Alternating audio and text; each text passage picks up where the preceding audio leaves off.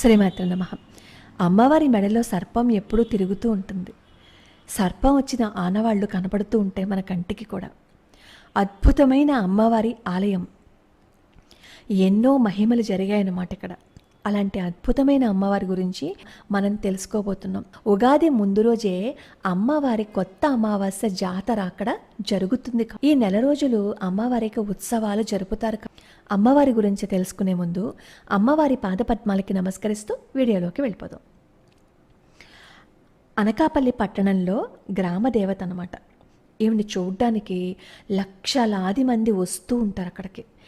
అమ్మవారిని నూకాంబిక అమ్మవారు అని చెప్పి పిలిచేవారు. అసలు ఈ నూకాంబిక అమ్మవారుగా పిలవడానికి ముందే, అంటే పురాతన కాలంలో అనమాట, మొదటిసారిగా ఇక్కడ అమ్మవారిని శ్రీ అనఘాదేవిగా వాళ్ళు పూజిస్తూ ఉండేవారు. నవశక్తుల్లో ఒక శక్తి కదా శ్రీ అనఘాదేవి అమ్మవారు. అనఘాదేవిగా ప్రతిష్ఠితమై కాలక్రమంలో ఈ ఆలయం శిథిలమైపోయిందనమాట. ఆ తర్వాత కాకతీయ రాజుల ప్రభావంతో అమ్మవారిని మళ్ళీ పునఃప్రతిష్ఠించారు. ఈ కాకతీయ రాజులు కదా పునఃప్రతిష్ఠించారు కాబట్టి ఈ అనఘా అమ్మవారు కాస్త కాకతాంబ అమ్మవారుగా పిలవటం మొదలుపెట్టారు. ఈ ప్రాంతాన్ని పరిపాలించే రాజుల మధ్య దీర్ఘకాల అంతఃకలహాల వల్ల ఏమైంది అంటే ఈ అర్చకులకి రాజాదరణ తగ్గిపోయింది. అర్చకులు ఎవరు అమ్మవారికి అర్చన చేయటానికి రావటం లేదు. అలా అమ్మవారి కళ తగ్గిపోయింది. అలా తగ్గిపోయి అమ్మవారి ఆలయం శిథిలావస్థకి చేరిపోయింది. ఈ క్షేత్రంలో అమ్మవారు అనఘాదేవి కాబట్టి ఈ కారణంగానే ఈ క్షేత్రానికి అనఘాపల్లి కాస్త అనకాపల్లిగా మారిపోయింది. అప్పటి నుంచి అందరం అనకాపల్లిగానే పిలుస్తున్నాం కదా. దాదాపుగా 500 సంవత్సరాల క్రితం జరిగిందనమాట. ఆర్కాటు నవాబు వద్ద సేనాధిపతిగా పనిచేసిన శ్రీ కాకర్లపూడి అప్పలరాజు 1611 సంవత్సరం కాలంలో ఈ ప్రాంతానికి పాలకుడిగా ఉండేవాడనమాట. కాకతాంబిక అమ్మవారిగానే ఈ రాజు కూడా ఆయన పూజలు చేస్తూ ఉండేవారు. కాలక్రమంలో ఈ రాజ్యాన్ని విజయనగర రాజులు స్వాధీనపరుచుకుంటారు. అప్పుడు వెళ్ళి ఈ కాకతాంబిక అమ్మవారిని కాస్త నూకాంబిక అమ్మవారిగా మారుస్తారు. అప్పటి నుంచి నూకాలమ్మ అమ్మవారిగా పూజలు అందుకుంటూ ఉన్నారనమాట. 1685 సంవత్సరంలో దేవాదాయ శాఖ వాళ్ళు దీనిని స్వాధీనం చేసుకున్నారనమాట. అప్పటి నుంచి ఈ దేవాలయంలో ఏం జరిగినా సరే దేవాదాయ శాఖ ఆధ్వర్యంలోనే జరుగుతూ ఉంటాయి. ఉగాదికి ముందు రోజు అమావాస్య వస్తుంది కదా, ఆ అమావాస్య రోజే ఈ అమ్మవారి ఆవిర్భావం జరిగింది కాబట్టి అప్పటి నుంచి 9 రోజుల పాటు, అంటే ఇది వసంతకాలం కదా, వసంత నవరాత్రులు అక్కడ చాలా అద్భుతంగా జరుగుతాయన్నమాట. అంటే ఉగాది ముందు రోజు వచ్చే అమావాస్య నుంచి మరుసటి అమావాస్య వరకు నెల రోజుల పాటు ఇక్కడ అమ్మవారికి కొత్త అమావాస్య జాతర జరుగుతూ ఉంటుందన్నమాట. ఈ జాతర చూడడానికి ఎక్కడెక్కడి నుంచో వస్తూ ఉంటారు. అసలు అమ్మవారి యొక్క విగ్రహం గురించి తెలుసుకుందాం. అమ్మవారి విగ్రహాన్ని 1969లో పునఃప్రతిష్ఠించారనమాట. ఈ చోడవరానికి చెందిన జి ఎల్లయ్య అనే శిల్పి ఈ విగ్రహాన్ని రూపొందించారు. ఈ విగ్రహాన్ని నవతాళ విగ్రహము అంటారు. అంటే ఏంటి, శిరస్సు నుంచి పాదాల వరకు 9 భాగాలుగా నిర్మిస్తారు. అమ్మవారి యొక్క ముఖం కొలత ఎంత ఉంటుంది అంటే 14 అంగుళాలు. మిగతా 8 భాగాలు కూడా 14 అంగుళాల ప్రమాణంలోనే ఉంటాయట. ఎంత అద్భుతమో కదా. అంటే మొత్తం విగ్రహం ఎంత ఉంటుంది, 126 అంగుళాలు ఉంటుందిట. పూర్వం మొట్టమొదటిసారి ప్రతిష్ఠించిన ఈ మూర్తి శిథిలమైపోతే తర్వాత దాని స్థానంలోనే ఇంకొక మూర్తిని నిర్మించారు. అయితే ఆ మూర్తి ఆగమశాస్త్ర ప్రకారం కొంచెం అవయవాల పొందికలో కొంచెం సరిగ్గా లేదని చెప్పి మళ్ళీ అక్కడ ఇంకొక విగ్రహాన్ని ప్రతిష్ఠించారనమాట. అలా సరిగ్గా లేకపోవటం వల్ల ఆ ప్రాంతంలో ఎన్నో అరిష్టాలు వచ్చాయట. పంటలవి పండకపోతే 1969లో లయ్య అనే ఆయన కొత్త విగ్రహాన్ని రూపొందించడం జరిగింది. ఇక్కడ ఎంత అద్భుతము అంటే అమ్మవారికి మొత్తం విగ్రహం అంతా పూర్తయిపోయింది అనమాట. పూర్తయిపోయి అమ్మవారికి నల్లగుడ్లు పెట్టే సమయం వచ్చింది. అలా అమ్మవారికి నల్లగుడ్డు పెట్టడానికి ప్రయత్నిస్తూ ఉండగా ఎక్కడి నుంచి ఒక భక్తుడు ఒంటికాలుతో పరిగెత్తుకుంటూ వచ్చి నల్లగుడ్డు పెట్టే ముందు శాంతి చెయ్యొద్దా అని ఊగిపోతూ ఆ శిల్పిని నిలదీశాట. అసలు తన నల్లగుడ్డు పెట్టబోతున్నట్టు ఆ వ్యక్తికి ఎలా తెలిసిందని ఆశ్చర్యపోయి ఇదంతా అమ్మవారి మహత్యమే అని చెప్పి లెంపలు వేసుకుని తప్పు జరిగిపోయిందమ్మా క్షమించు అని చెప్పి అమ్మవారిని వేడుకుని శాంతి చేసి అప్పుడు నల్లగుడ్డు పెట్టారట. అసలు ప్రతి సంవత్సరం అమ్మవారి మూర్తికి ఏం చేస్తారు అంటే ఈ పండుగ ముందు రంగులు వేస్తూ ఉంటారు. అలా రంగులు వేసేటప్పుడు ఏమవుతుంది, కళ్ళకి గంతలు కట్టుకుని అమ్మవారికి రంగులన్నీ పూర్తి చేసేసిన తర్వాత నల్లగుడ్డు పెడతారట. ఈ కళ్ళకి గంతలు కట్టుకుని మాత్రమే అమ్మవారికి నల్లగుడ్డు పెడతారు. అలా పెట్టేటప్పుడు ఎక్కడ ఏ తేడా రాకుండా ఎక్కడైతే నల్లగుడ్డు ఉంటుందో అక్కడే సరిగ్గా పెడుతూ ఉంటారట. అలా పెట్టినప్పుడు ఒక్కొక్కసారి అమ్మవారి రూపం చాలా అద్భుతంగా ఉంటుందట. అలా అద్భుతంగా ఉంటే ఆ సంవత్సరం అంతా బాగుంటుందని, ఏమాత్రం అమ్మవారి ముఖంలో కొంచెం ఉగ్రంగా కనిపించినా ఆ సంవత్సరం కొంచెం కరువు కాటకాలు వస్తూ ఉంటాయని చెప్పి అక్కడ వాళ్ళందరి నమ్మకం అనమాట. కళ్ళు పెట్టేసిన తర్వాత పెట్టక ముందు కూడా అందరూ అమ్మవారిని ప్రార్థిస్తూ ఉంటారనమాట. అమ్మ చల్లని తల్లి మమ్మల్ని కాపాడని ప్రార్థిస్తూ ఉంటారు. అసలు కళ్ళకి గంతలు కట్టేసిన తర్వాత కూడా ఈ అమ్మవారికి కనుగుడ్డుని సరిగ్గా పెట్టాలి అంటే అమ్మవారి మహిమ తప్ప ఇంకేమైనా ఉంటుందా చెప్పండి. అలాగే అమ్మవారు ఎలా ఉంటారు అంటే 4 చేతులకి ఎరుపు గాజులు వేసుకుంటారు. 2 చేతుల్లోనేమో కుంకుమ భరణి ఢమరకం ఉంటుంది. ఈ ఢమరకం గురించి మీకు తర్వాత చెప్తాను. ఇలా పట్టుకుని ఉండగా దుష్ట శిక్షణ శిష్ట రక్షణ నిమిత్తం 2 చేతుల్లోనేమో కత్తి త్రిశూలం పట్టుకుని అమ్మవారు అద్భుతంగా ఉంటారనమాట. నూకాలమ్మ అమ్మవారిని పిలిస్తే పలికే దైవంగా అక్కడ ఉన్న వాళ్ళందరూ నమ్ముతారు. ఎందుకంటే ఏదైనా ఆపద వస్తే అమ్మా నన్ను రక్షించమ్మా, నీ కాళ్ళు పట్టుకుంటానమ్మా అని పూర్తి శరణాగతి చేసేస్తే అమ్మవారు నేనున్నాను అంటూ అభయం ఇస్తూ ఉంటారు. అమ్మవారి పండుగ జరిగే కొత్త అమావాస్యకి 15 రోజుల ముందు పౌర్ణమి రోజు ఈ ఉత్సవానికి నాంది పలుకుతారు. అప్పటి నుంచి ప్రతిరోజు ఊళ్ళో గరగలు డప్పులతో ఊరేగింపు అవి జరుపుతూ ఉంటారనమాట. ప్రతి ఇంటికి వెళ్ళి జోగి అడుగుతూ ఉంటారనమాట. అక్కడ చాలామంది ఒక మొక్కు కూడా మొక్కుకుంటారు, అక్కడ జాతర చేస్తామని చెప్పి.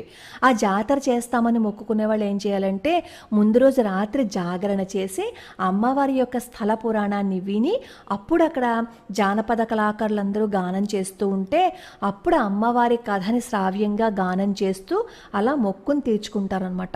కొన్ని మహిమలని మనం ఈరోజు తెలుసుకుందాం. ఈ విగ్రహం తయారు చేసేటప్పుట ఈ శిల్పికి ఒక అద్భుతమైన అనుభూతి కలిగింది. విగ్రహం పూర్తి కావస్తున్న సమయంలోనే 2 చేతులు మినహా మొత్తం విగ్రహం అంతా పూర్తయిపోయింది. రోజు గురువారం రాత్రి 1 గంటకి ఈ కిటికీ పక్కనే కొంతమంది ఎవరో ఆడవాళ్ళు మాట్లాడుకుంటున్నట్టు వినిపించిందిట. ఆ మాటలు ఏంటి అంటే ఎన్నాళ్లకు శక్తి స్వరూపానికి అసలు రూపం వస్తుంది, చూద్దాం ఎలా చేస్తాడో అని తెల్లని వస్త్రాలు ధరించిన ఆ స్త్రీలు ఆకాశ మార్గంలో వెళ్ళిపోయారట. ఆ దృశ్యం చూశామని అక్కడ వాళ్ళు చాలా మంది చెప్తారు. ఆ దృశ్యం చూసిన వాళ్ళు కూడా తరాలకి ఈ మాటని చెప్పుకుంటూ వస్తూనే ఉన్నారు. అంటే ఈ ఆలయంలో రాత్రి ఎవరు ఉండకూడదు అని చెప్పి చెప్తారనమాట. ఒక నాస్తికుడు ఏం చేస్తాడు, గుడ్డు ఏం జరుగుతుందో ఏం జరగదులే అని చెప్పి అతను ఏం చేశాడంటే ప్రతిరోజు సాయంకాలం అర్చకులు ఏం చేస్తారు అంటే అమ్మవారికి పూజ చేసేసి శంఖం పూరిస్తారనమాట. శంఖం పూరించి ఆలయానికి తాళం వేసి వెళ్ళిపోతారు. తాళం వేసి వెళ్ళిపోతే అక్కడ ఉన్న వాళ్ళందరూ కూడా బయటికి వెళ్ళిపోతారు శంఖనాదం వినిపించిన వెంటనే. ఈ నగేష్ అనే అతను మాత్రం అసలు బయటికి వెళ్ళలేదు. బయటికి వెళ్లకుండా అలాగే కూర్చుండిపోతే ఒళ్ళంతా కరెంట్ షాక్ కొట్టినట్టు ఒకేసారి ఊగిపోయిందంట. అలా ఊగిపోవడంతో భయం వేసి అక్కడి నుంచి బయటికి వచ్చేసి చెప్తాడు, నేను దేవుణ్ణి నమ్మను, కానీ ఈ సంఘటన నాకు అమ్మవారిని నమ్మేలా చేసింది అని చెప్పి చెప్తారు. అలాగే ఆలయంలో పడుకోకూడదని చెప్పాను కదా. అయితే అప్పారావు అనే వ్యక్తి ఏం చేసట 9 గంటల సమయంలో ఆ లోపలికి వెళ్ళాడట. ఆ లోపలికి వెళ్ళినప్పుడు అసలు లోపలికి ఎవరు వెళ్ళకూడదని చెప్పారు కదా. ఈ అప్పారావు ఏం చేశారంటే చాలా మంది చెప్తున్నట్టు నువ్వు ఆ ఆలయంలోకి వెళ్ళకూడదు అంటే ఎవరేం చెప్పినా ఏం పర్వాలేదులే అని చెప్పి ఈ అప్పారావు కూడా నాస్తికుడు అనమాట. వాళ్ళ మాటలు ఏం పట్టించుకోకుండా గుడి దగ్గరికి వెళ్ళి అక్కడ అరుగు మీద పడుకున్నట్ట. అంతే తెల్లారేసరికి అతను కింద పడిపోయి ఉన్నాడంట. అప్పుడు అందరూ చెప్పారు, చూసావా అమ్మవారికి కోపం వచ్చింది, కానీ చల్లని తల్లి కాబట్టి నీ ప్రాణాలను తీయలేదు, మామూలుగా కిందకి తోసేసిందంతే. కాబట్టి అమ్మవారి మాటను ఎప్పుడు మనం కాదు అని అనకూడదు. అమ్మ అక్కడ ఉన్నారు, అది నమ్మి మనం ఎప్పుడైనా సరే అమ్మవారిని పూజించాము అంటే అమ్మవారి అనుగ్రహం కలుగుతుంది, లేదు అంటే అమ్మవారి ఆగ్రహానికి గురి అవుతామని చెప్పి ఆ ఊళ్ళో వాళ్ళందరూ చెప్తే అప్పుడు నిజమే అని చెప్పి అప్పటి నుంచి అప్పారావు కూడా అమ్మవారికి గొప్ప భక్తుడైపోయాడు. అలాగే అమ్మవారి నగర సంచారం చేస్తూ ఉంటారు. అమ్మవారు రోజు 12 దాటిన తర్వాత అమ్మవారు నగర సంచారం చేస్తూ ఉంటారు. అసలు ఎవరైనా సరే హాయిగా నిద్రపోతారు. ఎందుకంటే మా నూకాలమ్మ అమ్మవారు ఉన్నారు కదా, మాకేంటి భయం అని చెప్పి.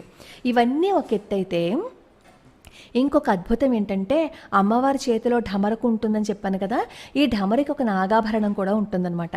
ఈ నాగాభరణం యొక్క విశిష్టత ఏంటి అంటే రాత్రి సమయంలో ఈ ఢమరకు గల నాగుపాము కిందకు వచ్చి ఆడుకుంటుందిట. అలా ఆడుకుంటుందని మీకెలా తెలుసు అంటారేమో. అసలు ఈ పుస్తకాన్ని ఒక ఆవిడ పరిశోధన చేసి రాశారనమాట. ఆవిడ చెప్తారు ఏంటంటే అమ్మవారి గుడి వెనకన 2 గమేళాలలో ఇసుక పోసి ఉంటుందిట. ఆ మర్నాడు దాని మీద చూసినట్లయితే పాము పాకిన ఆనవాలు కనిపిస్తుందట. అంటే పాము అక్కడ ఆడుకుందని, తెల్లారేసరికి మళ్ళీ యథాస్థానంలోకి వచ్చేసిందని చెప్పి అక్కడ వాళ్ళు చెప్తూ ఉంటారు. అమ్మని నమ్మి పూజ చేస్తే ఖచ్చితంగా అమ్మవారి అనుగ్రహం ఉంటుంది. మనం ధర్మం తప్పామో అని అనుకోండి, అమ్మవారి ఆగ్రహానికి గురి అవుతామని ఎప్పుడూ మనం మర్చిపోకూడదు.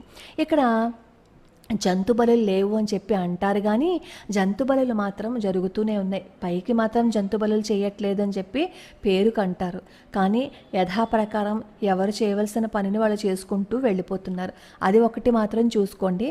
అనకాపల్లి అమ్మవారి ఆలయానికి గనక ఎవరైనా వెళ్ళాలి అని అనుకుంటే ఖచ్చితంగా దర్శించి చూడండి. ఎందుకంటే ఒకసారి నేను ఇది కమ్యూనిటీ పోస్ట్లో పెట్టినప్పుడు చాలామంది వాళ్ళ అనుభవాలను కింద కామెంట్ రూపంలో రాశారు. కమ్యూనిటీ పోస్ట్ 2 months మాత్రమే ఉంటుంది కాబట్టి ఆ పోస్ట్ పోయింది. లేదు అంటే నేను ఆ అనుభవాలన్నింటినీ కూడా మీకు చెప్పేదాన్ని. చాలా అద్భుతమైన పుస్తకం అనమాట ఇది. అనకాపల్లి అమ్మవారి ఆలయ చరిత్ర అనమాట ఇది. ఎవరికైనా ఈ పుస్తకం లభ్యమైతే చదవండి. ఇంకా అందులో చాలా విశేషాలు ఉన్నాయి. ఏదేవైనా సరే గ్రామ దేవతల్ని మనం పూజించాము అని అనుకోండి, మనల్ని వాళ్ళు చల్లగా చూస్తారు. మనం ఊరి నుంచి బయటకు వెళ్ళేటప్పుట అమ్మ నేను బయటకు వెళ్తున్నాను అని చెప్పి అమ్మకి చెప్పొస్తే మన కోసం మళ్ళీ మనం తిరిగి వచ్చే వరకు అమ్మ మెలకుగానే ఉంటుంది. బిడ్డ బయటకు వెళ్ళాడు, మళ్ళీ ఇంటికి వస్తాడు, ఇంటికి వచ్చే వరకు నేను మెలకుగానే ఉండాలి, క్షేమంగా అతన్ని ఇంటికి చేర్చవలసిన బాధ్యత నాది అని అనుకుంటుంది దేవత అమ్మవారు. అన్నమాచార్య స్వామి వారి యొక్క చరిత్రలో కూడా ఈ గ్రామ దేవత గురించి మనం తెలుసుకున్నాం. గ్రామ దేవతల్ని ఎప్పుడూ మనం నిర్లక్ష్యం చేయకూడదు. మనం ఏదైతే ఊర్లో పుట్టామో ఆ గ్రామానికి వెళ్ళి ఖచ్చితంగా గ్రామ దేవతని మనం దర్శించుకుని రావాలి. అలా దర్శించుకుంటే మనకి ఏ కష్టాలు ఉండవు. మనం చేయవలసిన బాధ్యత అదిని పరమాచార్య స్వామి వారు కూడా చెప్తూ ఉంటారు. కాబట్టి ఇప్పటి నుంచైనా సరే మనం ఏ ఊర్లో అయితే పుట్టామో ఆ గ్రామ దేవతకి వెళ్ళి ఒకసారి నమస్కారం చేసుకుని వద్దాం. తద్వారా గ్రామదేవత యొక్క అనుగ్రహం మన మీద ఉంటుంది. లోకా సమస్త సుఖినో భవంతు, సర్వే జనా సుఖినో భవంతు.